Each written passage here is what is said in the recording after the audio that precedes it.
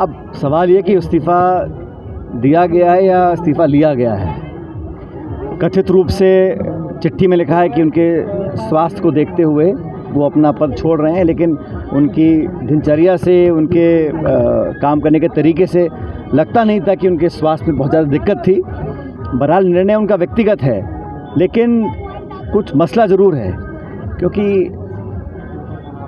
उपराष्ट्रपति देश में नंबर 2 का पद है राष्ट्रपति के बाद, और एक संवैधानिक पद है।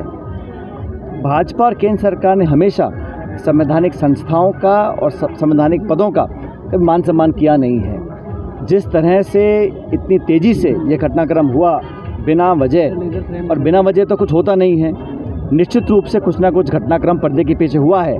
सरकार को खुलासा करना चाहिए ऐसे क्या विशेष परिस्थितियां थीं जहां पर एक किसान पृष्ठभूमि के व्यक्ति को अचानक अपने पद से छोड़ना पड़ा। पहले वो गवर्नर थे, उनको उपराष्ट्रपति बनाया, और जब सदन में कार्रवाई होती थी तो हम लोग विरोध भी करते थे, कांग्रेस पार्टी के विपक्ष के लोग, लेकिन वो एक किसी पार्टी के नहीं है, एक संवैधानिक पद पर हैं, और सभापति जो होता है राज्यसभा का वो उपराष्ट्रपति होता है। तो हम लोगों ने सीमाओं में रहकर उनका विरोध भी किया।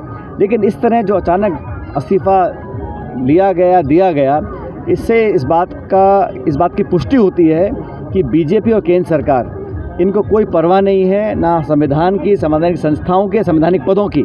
तो आज नहीं तो कल इसका खुलासा ज़रूर होगा कि एक ऐसे व्यक्ति को जिसका बड़ा भाजपा बड़ाई लेने की कोशिश करती थी कि हमने किसान वर्ग के व्यक्ति को पहली बार उपराष्ट्रपति बनाया है, आज वही किसान वर्ग पूछ रहा है कि आपने बनाकर जो बेइज्जत किया है उसके लिए कौन जिम्मेदार है। क्योंकि मैं इस बात को मानने से इनकार करता हूं कि मात्र स्वास्थ्य कारण से धनखड़ साहब ने अपना इस्तीफ़ा दिया होगा। ज़रूर कुछ ना कुछ दबाव होगा, कुछ ना कुछ कहा सुना गया होगा जिस वजह से उन्होंने अपना इस्तीफ़ा दिया।